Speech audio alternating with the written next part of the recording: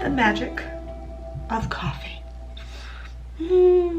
So I figured I would make this little video just because, I don't know, you kind of like go through things in your everyday life and you're like, you know, I use that all the time and I have a very big positive association with that. Like that's something that's really important to me in a more mundane aspect, and maybe I should look through it in a more magical aspect and see if I can round out the magic into more of the mundane. I do that frequently in my life, and one of the main things that is probably extremely important to me is coffee. It's something that I drink every freaking day. It has been a calming agent for me for a very long time. And so I figured I would do a little bit of the current associations I kind of use coffee for, a little bit of what I determine to be the magical aspects of coffee for me personally, and then a little bit of the history of coffee and how other people have used coffee, and then how that also kind of ties in with how I use coffee magically, etc. and so forth. I don't know, the first time I've ever had a cup of coffee was when I was young. I was just things everywhere. So the first time I had a cup of coffee was at my aunt's house, and I just remember coffee was always kind of around just because some of my family's from the Middle East. It was just always a staple, and I think also just my family's never been much of a tea family till very recently, so coffee just was always a thing, even though the kids weren't allowed to have it ever. So I remember very clearly the first time I got to have a cup of coffee, and of course like I loaded it up with a shit ton of sugar and milk, so it was like didn't taste like coffee anymore. And I drank it that way for a very long time, but I just remember like drinking it and going like, wow, there was like an immediate like relief sense, and that is something that has always stuck with me since then, and is an association I always hold with coffee, is that it is an immediate sense of relief. It is an immediate breath. It is almost a pause on whatever moment is happening, which I use all the freaking time. Like I swear to God, sometimes I literally can feel time slow down, like everyone just kind of moves in slow-mo until I swallow, but I just like sit, you know what I mean? And that's always been important. And then later on in my life, as I became more of like a teenager and just went to high school and college and all that, and coffee was this escape from whatever I was dealing with. Me and my really good friends would go to coffee shops to hide away, and we'd try different coffee drinks, you know, from the really sugary Starbucks drinks to just regular lattes to more, I don't know, like cappuccinos, and then, you know, you start tasting different things. And it became a place where we would find a coffee shop far away from the town that we were in, so we'd go like 2-3 towns over and just stop at a random coffee shop, and there is where we'd like spill all our secrets and, you know, gossip about boys or people we didn't like, or the struggles we were going through, or some of the shit our parents were going through, or about some of like our mental health issues, or, you know, whatever else. We'd all just kind of like spread our secrets to each other within that coffee shop, and it was really nice because it was kind of like our home away from home. I don't know, like I think at some point you kind of feel not at home, even your own home, as a teenager, because you realize it's like, oh, this is a place my parents have cultivated. This is a place that is all of them, and I am kind of just like a visitor in this place. Like it's not going to be permanently mine, so the search for a place that is yours, that could belong to just you or to you and your friends, I think is very important. And for me, it was always coffee shop. And then now, as I become a witch, at first it was kind of like, it's just coffee. Like it's just a thing everyone freaking uses. And like a lot of people are like, oh, it's so basic to say how much you love coffee. And I'm like, fine, call me a basic witch then. I don't give a shit. Like literally this is the shit that I drink, and I'm like, oh, breath. It's fine, it's cool. And sometimes I'm a little bit of like, maybe it's something to do with the caffeine intake. You know, I think there's like a whole bunch of scientific studies about how beneficial coffee can be, how detrimental coffee can be. You know, the whole thing of like everyone was like, I was quitting coffee, like what was it, a year or 6 months ago on YouTube. Everyone, their mother was making a how to quit coffee video because it's bad for you. And like I watched some of those videos and I was just like, good for you. Like I'm gonna keep drinking mine. But as I became a witch, and as I was like, you know, looking into magical associations of things, coffee was almost one of the things I always overlooked, until finally I took a scrying class, and one of the things that people had brought up to scry with was black ink in water, or into like some sort of like black surface to like, you know, focus on and kind of like get into that meditative state to like see into. And I remember just like, because I used to always just like kind of like stare into my cup or like have it really close to me, especially when I'm feeling very stressed out. I'm just always like, And I realized when I was doing that a few days after my scrying class, I was like, I could scry in coffee. I tried it with coffee a couple of times and it definitely gave me some interesting results. It got me into some very deep, calming meditations. And then a little later, I would always add coffee as a way to, for me, it was the perfect ingredient to add to a spell as kind of a woof. And by that sound effect, I mean it was a way to conclude something, to oomph it, but oomph it in a very calming, structured manner.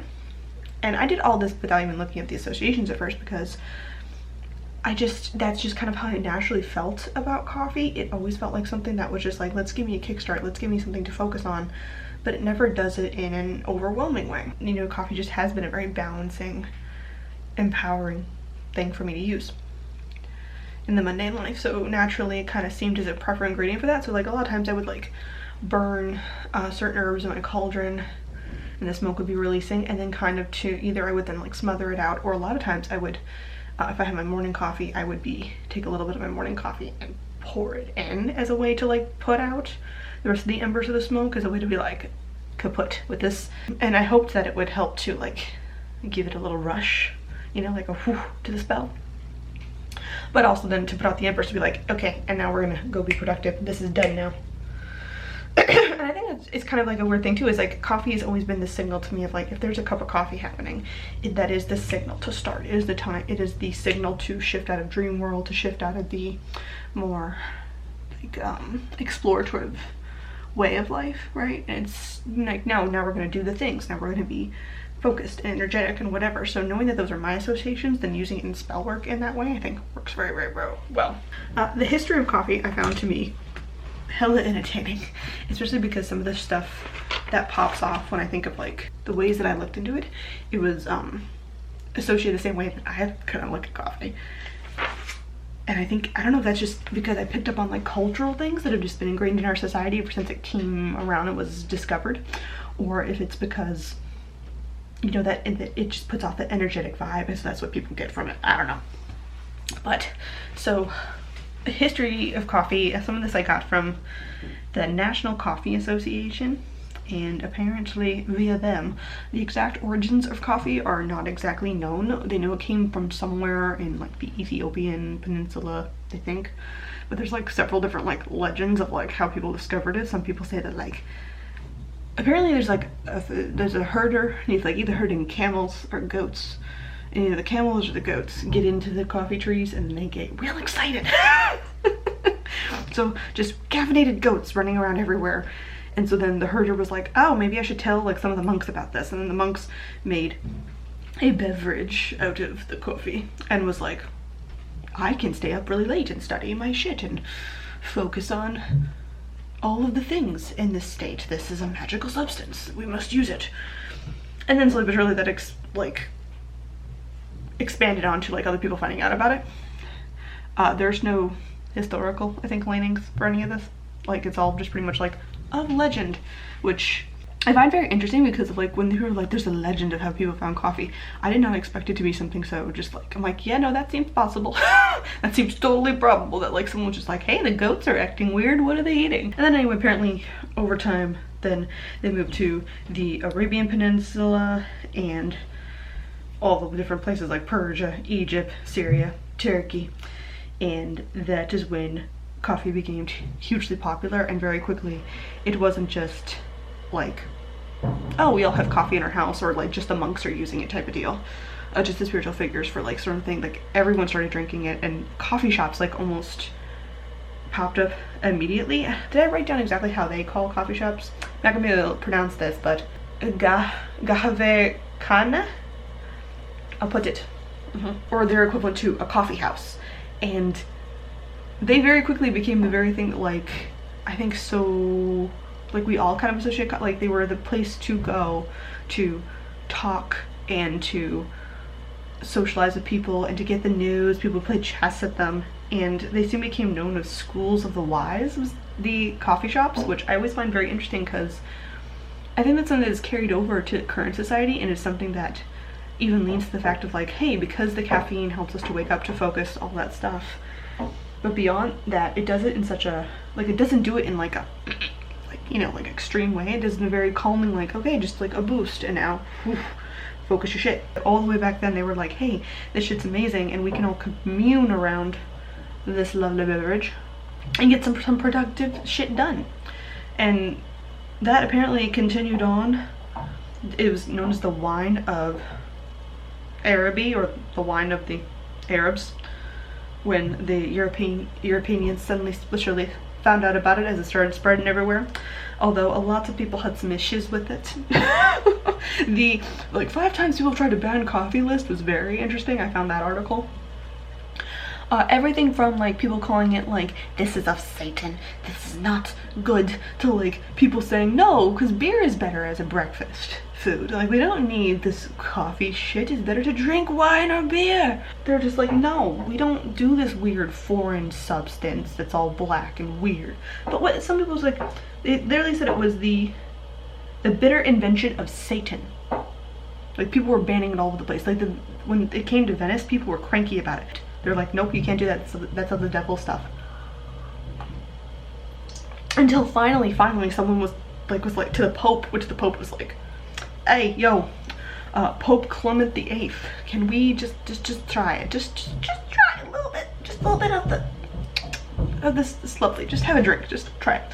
And so he like blessed the coffee beans and had it, and he was like all about the coffee. So he's like, no, this is the thing. We can totally do this. These are blessed. These are now, this is no longer a sipping thing of Satan. Finally got into like, I think England or France, and that's when they started doing coffee shops and stuff there too. And that's when they started doing like a penny for a cup of coffee. And there too, they would do the whole like, okay, no, you get a cup of coffee and then you like talk shit with everybody, and they even called it like the penny universities. Because I don't know, sometimes you get the idea of like a beverage or a food item and it doesn't necessarily translate to another country, like the whole thing around it, right? Like the idea of coffee and then a coffee shop where you go and you have these discourses and you study, or you would be in intellectual pursuits.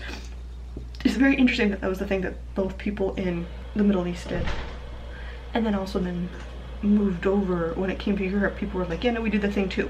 Obviously, like, they could have gotten the idea, probably did. Like, it just translated over as like, hey, they do this thing over here, we should try it. And we were like, we like the idea. But the fact that it translated over, because I know there's a lot of different cultural things that just don't translate over. Like, they're like, that's not a thing we do here.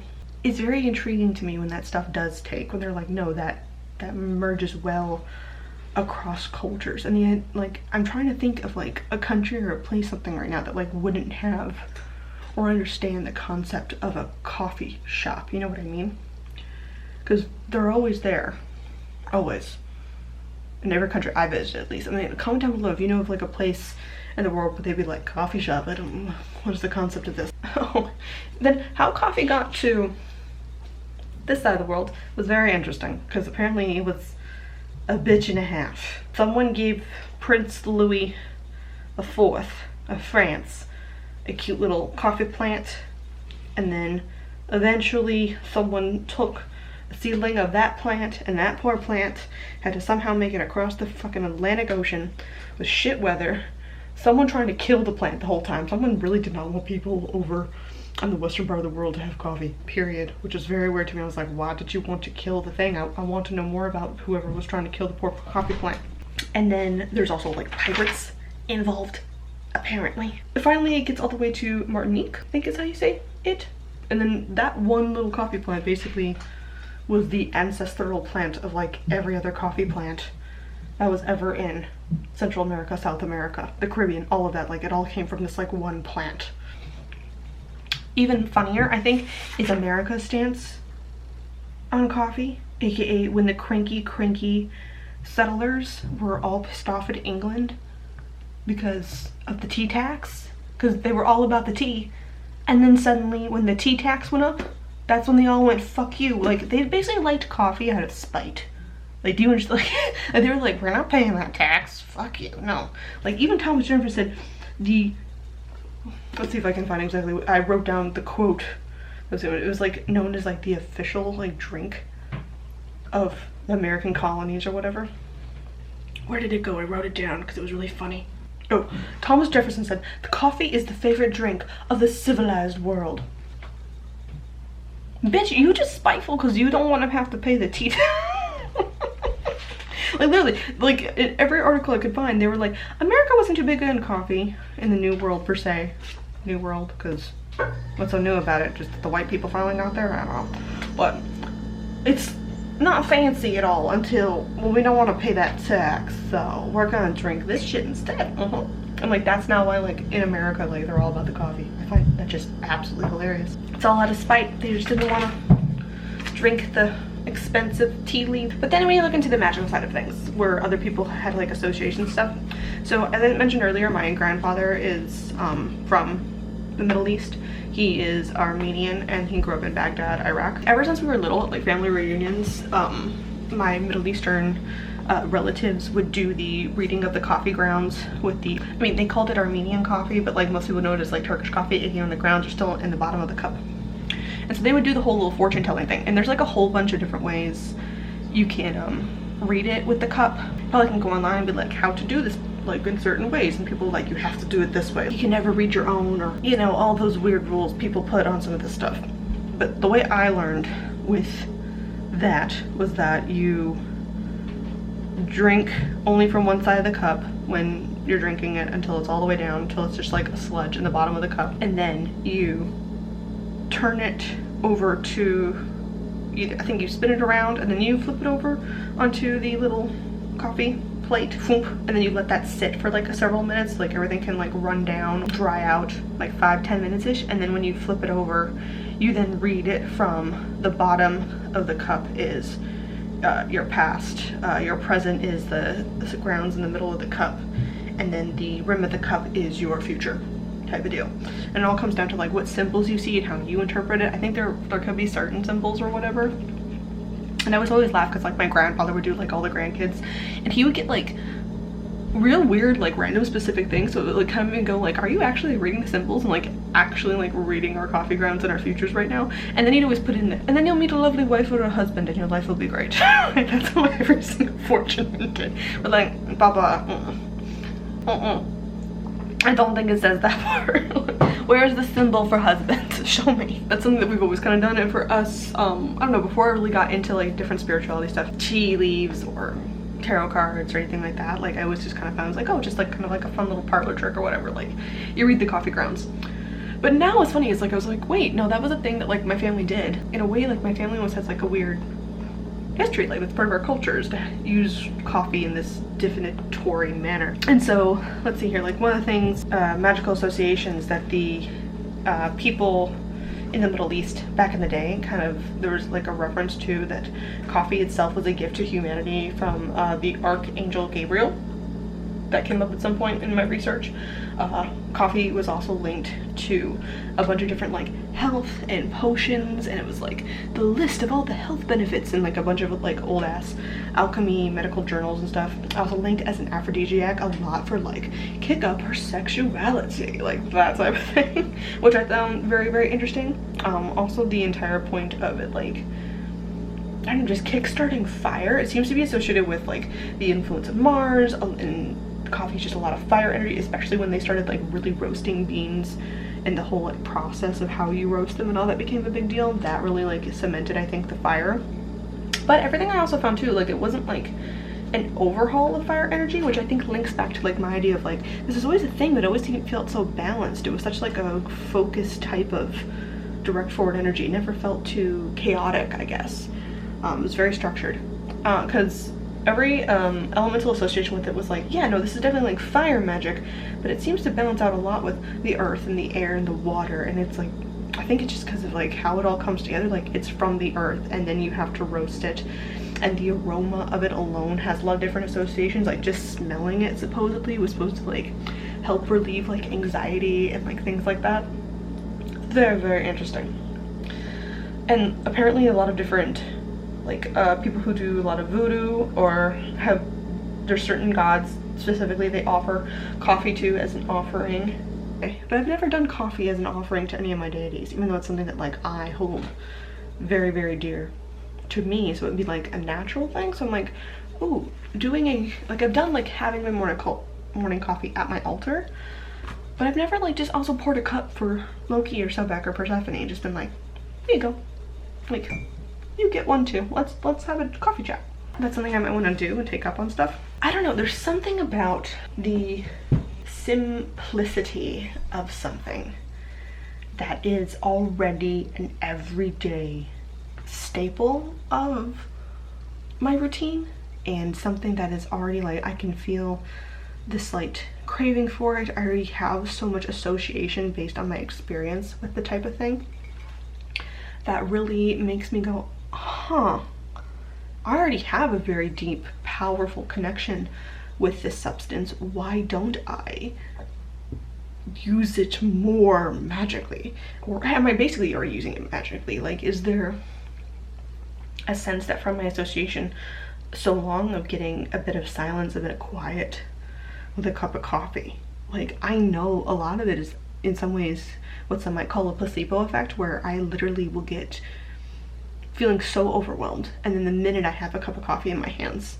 and I'm just sipping it, like it's like nothing has changed, none of the problem has been handled, but the minute like it's just gotten in my mouth, like it's not even hitting my system yet with the caffeine or anything like that, and yet it makes life so much better. I don't know, like it immediately calms me down. And clearly that has to be some sort of like, this is association I've built over time. It's like, if I have coffee, it's gonna be okay. I can now focus on the problem at hand, or I can take a moment and digest and, you know, let the word vomit flow. It is a really big moment of peace, or a moment of focus. It is such a grounding thing, and yet also a thing that helps me kind of like gather all my energy up and then charge forward if I need to. I know for me it feels like a very balanced substance, and I've had very interesting meditations when I'm like kind of like scrying into the coffee, and like different messages that it kind of brings up. And also like just the smell of coffee. Hell, there are even times where like I used to freak my mother out a little bit. I would be like, I really want coffee, and I would then just kind of like start walking in a certain direction, and I would just like walk weirdly around a block or so down Chicago, and it's not like I like had been in that neighborhood before or like even knew it, and I would just like happen upon like a really tiny coffee shop. And I was like, how did you know that was there? Because like I didn't Google it on my phone or anything. I was just kind of like, I want coffee, and I just started like would wander into a certain direction, and I would like find myself at a coffee shop within like 5 minutes. And is that one a little bit to the whole idea of like, I mean, there's coffee shops fucking everywhere. Yes. Could it be that I'd like smelt it and was just kind of like subconsciously following it? Could be that too. But for me, I feel like that's a little bit of like an intuition thing of me going, I want the thing, and the universe is just like, okay, boom, manifested right there for you. You needed it, it's here. My mom was like, you are a freaking hound dog with that shit. You can smell a goddamn Starbucks from miles away. And I'm like, apparently I can. Like apparently just if I need coffee, I will find the coffee. But yeah, that is some of the stuff I've been looking up with like coffee magic and things. Comment down below. Do you guys find magical associations? Do you ever use coffee in any of your spells? Have you done the coffee ground readings with certain things? I think I might try it more so with mine. I'd have to get, I have a teacup I can maybe do it with, like with a little saucer. Like I could try it. Like traditionally I think you're supposed to do it with like a very white cup and a white plate just because it's easier to like see the stuff. But I think the interior of the teacup is that. So I could go get some. I feel like if I'm gonna do it, I have to do it like the traditional way, that like how my grandfather does it, because there's like a whole like Middle Eastern way of doing the thing with the coffee and the, it seems like a whole process, which I would kind of want all of the things like how my grandfather does it. So I might go and obtain those to then like have my morning coffee, and then, you know, maybe do a little bit of like divination with it every morning. Would be a very interesting way to like add that into my routine. Anyway, also, is there any other mundane thing that y'all would love to like look more into? You know, something about your mundane life where you're just kind of like, oh, you know what? I do use that all the freaking time, and I would love to have that be a more magical part of my day. All that stuff. Anyway, I make new videos every single week. And I'll see you guys next time. Bye.